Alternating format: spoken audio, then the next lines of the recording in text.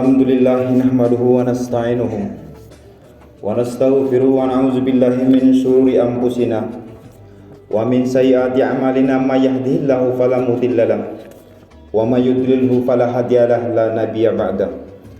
Asyhadu an la ilaha illallah wahdahu la syarika lahu wa asyhadu anna Muhammadan abduhu wa rasuluh.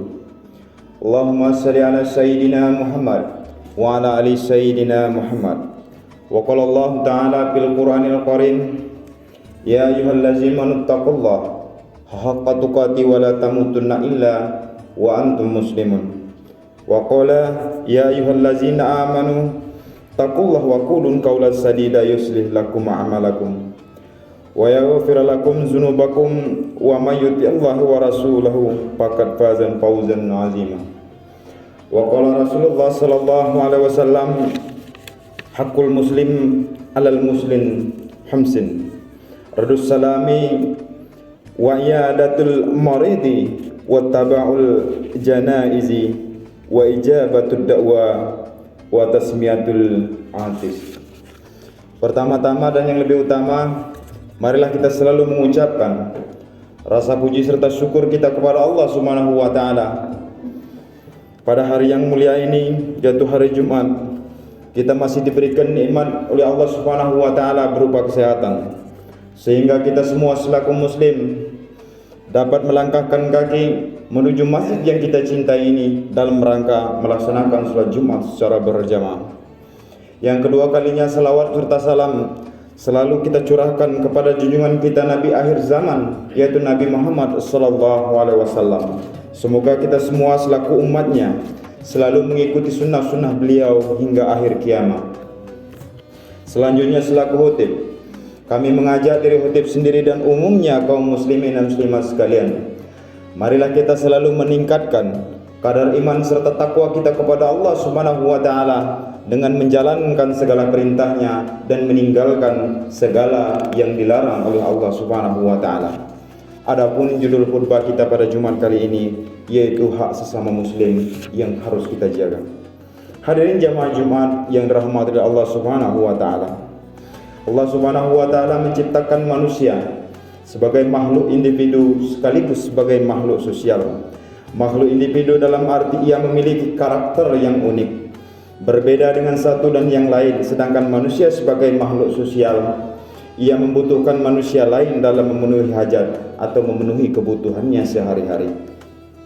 Sebagai makhluk sosial, manusia tidak dapat untuk hidup sendiri. Manusia membutuhkan sebuah kelompok di dalam kehidupannya. Semua itu adalah dalam rangka saling mengambil manfaat, saling tolong-menolong. Dalam menjalankan perannya sebagai makhluk individu dan juga sebagai makhluk sosial, manusia mempunyai hak-hak dan kewajiban yang harus diperhatikan. Hal ini sebagai prasyarat untuk menciptakan kehidupan yang baik, kehidupan yang harmonis di tengah-tengah masyarakat. Bagi seorang muslim, menjalankan hak dan kewajiban di tengah masyarakat bukan semata tuntutan sosial, lebih dari itu karena ia juga merupakan tuntutan agama.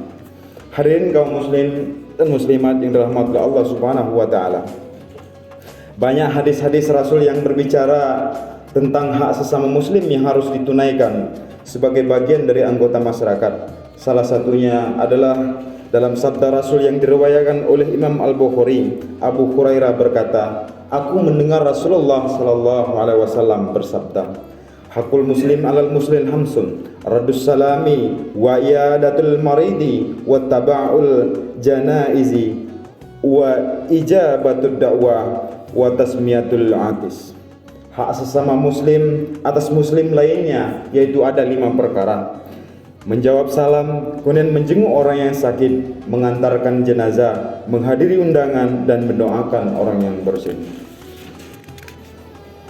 5 hal yang disebutkan di dalam hadis tersebut tentu bukanlah bermakna pembatasan. Hadis ini hanyalah salah satu dari sekian banyak hadis yang berbicara tentang hak dan kewajiban sesama muslim.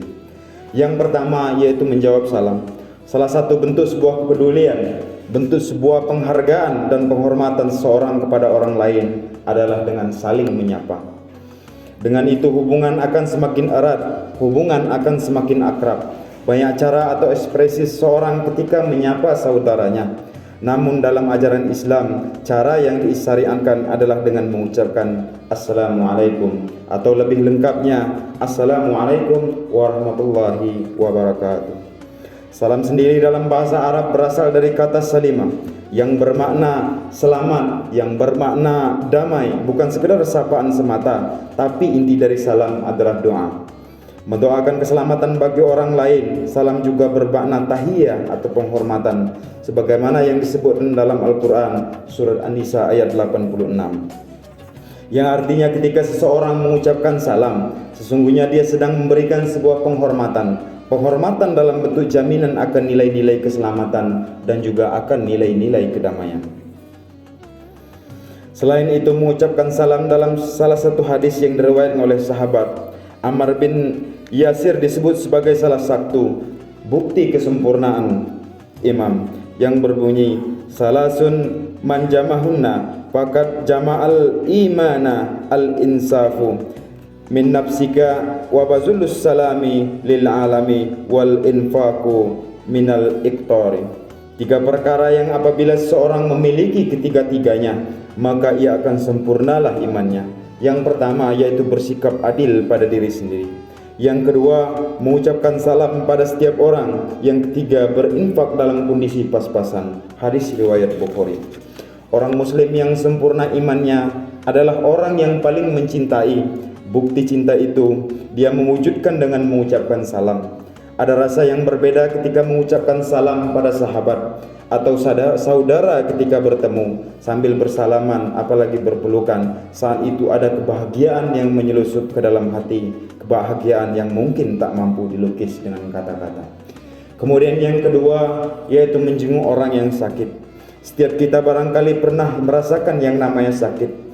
Sakit badan terasa lemas, makan tak berselera, pikiran kacau, sedih, kesepian, khawatir, bahkan terkadang sampai pada tingkatan tidak ada harapan lagi untuk meneruskan kehidupan. Dalam kondisi seperti ini, dukungan, motivasi, doa dan kunjungan dari kawan-kawan atau kerabat menjadi sangatlah penting bagi si sakit agar tetap kuat, agar tetap sabar dalam menghadapi cobaan sakit yang sedang dia rasa. Dia pasti akan merasa senang, akan merasa semangat kembali, atau paling tidak dirinya merasa berharga. Terkait keutamaan menjadi orang sakit, Rasulullah SAW menyebutkan dalam hadis yang diriwayatkan oleh Imam Muslim yang berbunyi, innal muslima iza ada ahahul muslima lam yazal fi khurfatil jannati hatta yarji'. Sesungguhnya seorang muslim jika menjenguk saudara muslimnya yang sedang sakit, maka dirinya senantiasa berada di taman surga sampai dirinya kembali.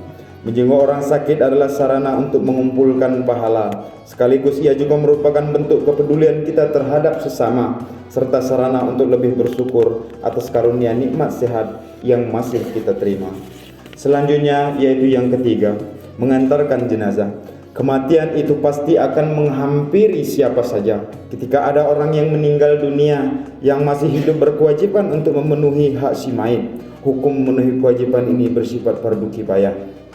Dalam kitab Matan Gaya Wat-Taqib halaman 14 hingga halaman 15 disebutkan, kewajiban bagi orang yang hidup terhadap mayit itu ada 4. Yang pertama yaitu memandikan, mengapani, mensolati dan menguburkannya. Memandikan dan mengapani biasanya hanya oleh beberapa orang saja, terbatas bagi kerabat atau orang yang ditunjuk secara khusus. Namun untuk mensolatkan dan mengantarkan ke peristirahatannya bisa dilakukan oleh siapapun tanpa ada batasan-batasan tertentu. Oleh sebab itu, perintah secara detail disebutkan pahalanya oleh Rasulullah adalah mensolatkan dan mengantarkan ke kuburan. Abu Hurairah meriwayatkan Rasulullah SAW bersabda, mensalatkan dan mengantarkan kuburan sebagaimana termaktub dalam kitab Sahih Al-Bukhari, yang artinya barang siapa yang mengiringi jenazah muslim karena imam dan mengharapkan balasan atau pahala, dan ia selalu bersama jenazah tersebut sampai disalatkan serta dikuburkan, maka dia pulang dengan membawa 2 qirot. Setiap qirot secara setara dengan gunung Uhud, dan barang siapa yang menyalatkannya dan pulang sebelum dikuburkan, maka dia pulang hanya membawa dengan 1 qirot. Selain mendapat pahala yang besar, hikmah lain di balik perintah ini adalah membuat kita selalu mengingat kematian. Ketika kita mengiring jenazah, pasti akan terbayang pula oleh kita bahwa suatu saat nanti kita pun pasti akan diberlakukan seperti itu juga. Selain daripada itu, mengiringi jenazah adalah bentuk takziah atau menghibur keluarga jenazah dari kesedihan. Keluarga yang ditinggal akan merasa terhibur manakala saudara-saudara hadir pada saat itu, menghibur, memotivasi agar tabah menghadapi cobaan yang sedang dihadapi oleh keluarga tersebut. Hadirin jemaah Jumat yang dirahmati oleh Allah Subhanahu wa taala. Yang keempat yaitu menghadiri undangan. Undangan yang dimaksud di sini adalah undangan secara umum, baik itu walimatul urus atau pesta pernikahan, akikah maupun syukuran hitan haji dan sebagainya. Namun yang wajib dihadiri menurut mazhab Syafi'i adalah undangan pernikahan. Selainnya dihukumi oleh sunnah sebagaimana dijelaskan dalam kitab Fathul Wahhab jilid 1 halaman 104. Imam Nawawi menjelaskan dalam kitab Syarti Muslim Li'an Nawawi jilid 8 halaman 246 menjelaskan seseorang boleh tidak menghadiri undangan tersebut disebabkan beberapa uzur. Yang pertama, sungguhan tidak jelas kehalalannya. Yang kedua, undangan hanya dikhususkan untuk orang-orang yang kaya saja.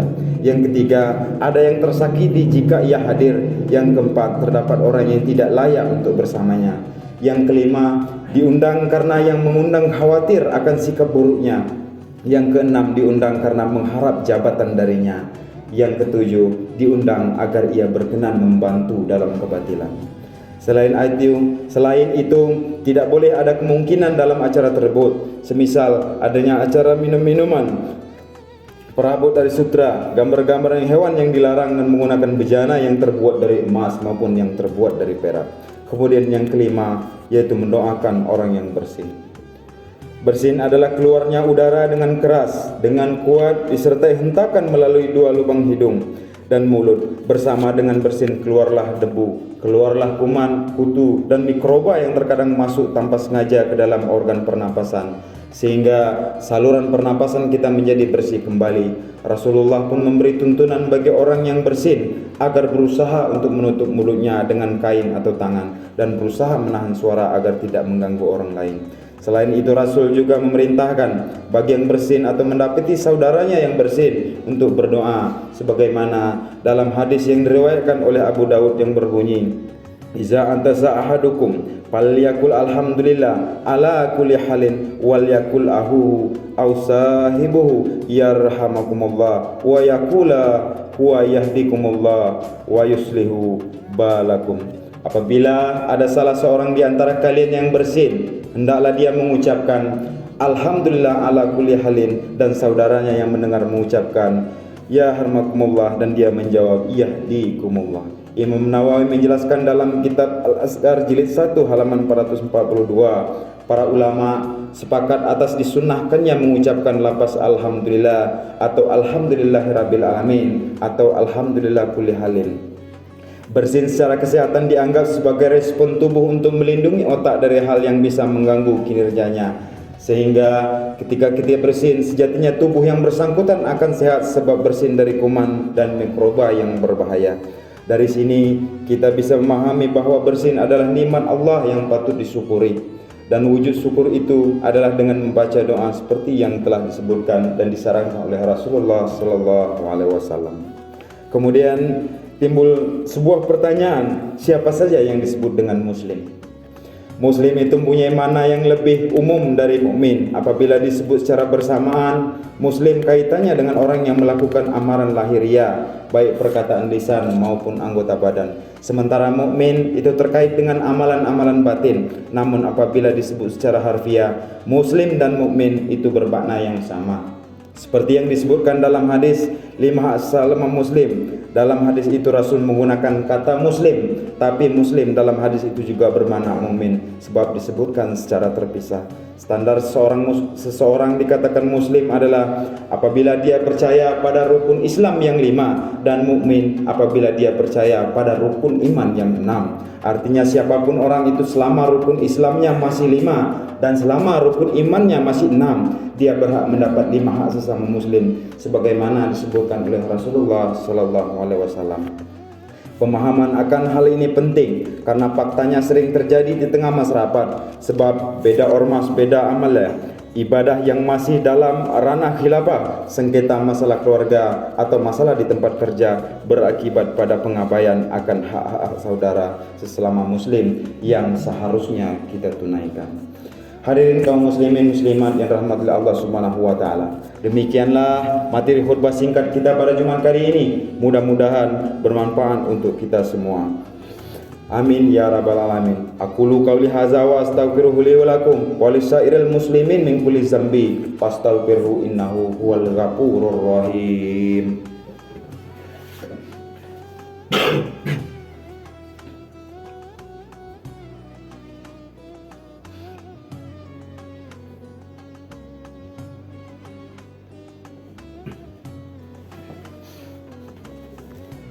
Alhamdulillah nahmaduhu wa nasta'inuhu wa nastaghfiruh wa na'udzu billahi min syururi anfusina wa min sayyiati a'malina may yahdihillahu fala mudilla lahu wa may yudlilhu fala hadiyalah la nabiyya ba'da. Asyhadu an la ilaha illallah wahdahu la syarikalah wa asyhadu anna Muhammadan abduhu wa rasuluh. Allahumma shalli ala sayyidina Muhammad wa ala ali sayyidina Muhammad. Wa qala Allah ta'ala fil Qur'anil Karim ya ayyuhallazina taqullaha haqqa tuqatih wa la tamutunna illa wa antum muslimun. Wa qala innallaha wa malaikatahu yusholluna 'alan nabi ya ayyuhallazina amanu sallu 'alaihi wa sallimu taslima. Allahumma ighfir lil muslimina wal muslimat wal mu'minina wal mu'minat al ahya'i minhum wal amwat bi rahmatika ya arhamar rahimin. Allahumma arinal haqqa haqqan warzuqna ittiba'ah wa arinal batila batila warzuqna ijtinabah. Rabbana zalamna anfusana wa illam taghfir lana wa tarhamna lanakunanna minal khasirin. Rabbana ighfir lana dzunubana wa liwalidayna warhamhum kama rabbawna shighara wa li jamil muslimina wal muslimat wal mu'minina wal mu'minat al ahya'i minhum wal amwat bi rahmatika ya arhamar rahimin. Rabbana atina fid dunya hasanah wa fil akhirati hasanah wa qina azabannar walhamdulillahi rabbil alamin. Aqimissalam. Wassalamualaikum warahmatullahi wabarakatuh.